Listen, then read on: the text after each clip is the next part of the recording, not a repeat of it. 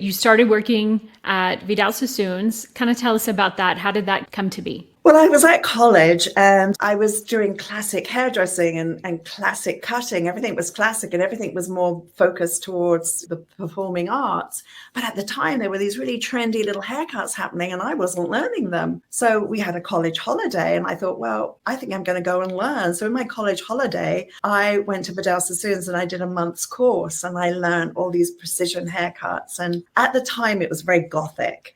So there I am looking like a little ginger pumpkin and I've got long hair and they're all gothic and very, very edgy. And I really look like, the village nerd. And I thought, well, I don't belong here.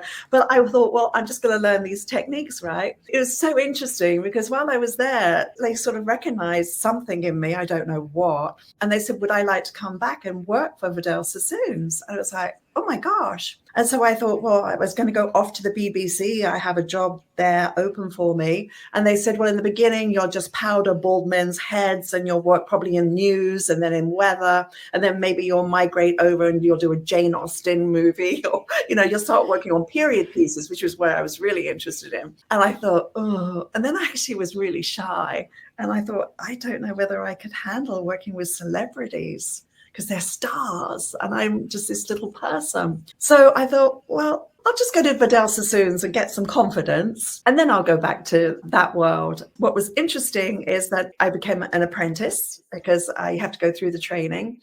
So it was quite a long apprenticeship program. Now, like 3 years into being a hairdresser and still haven't charged anyone for a haircut yet. So I'm still learning and growing. And eventually I became a stylist. And eventually, 2 years later, I became the artistic director. And I was the youngest one at Sassoon's at the time to become an art director. And very quickly, they recognized that I had something about going on stage. And I thought that was very peculiar. Why would anyone go on a stage to do hair? Because I was a performer, right? They said, no, you're going to go on a stage. And it was a huge show in London. It was the Wembley Stadium. It was big.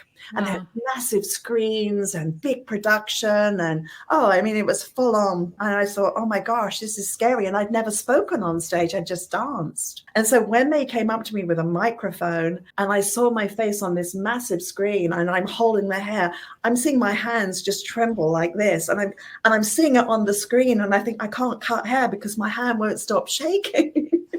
And I thought, this is how you die, right? And I'm like 21 years old. It was so cute. I remember hearing my voice and thinking, oh gosh, my voice sounds terrible. And I'm like, oh, hello, everybody. And I'm doing one of these things. I think, oh, this is just so scary. And I was so nervous. The back of the stage had dropped down. And down at the bottom of the stage, ready to come up, were Erte figures. So it was all the beautiful symbols of Erte. And these models were sort of draped around the Erte figures. So after I did my little thing, I walked what I thought was off the stage, but I literally stood there like this on the edge. And I almost fell into the pit. And I almost was one of the people around the litter. And fortunately, I managed to balance myself and I got off the stage. And I thought that was the most terrifying experience of my life. I hope I never do it again.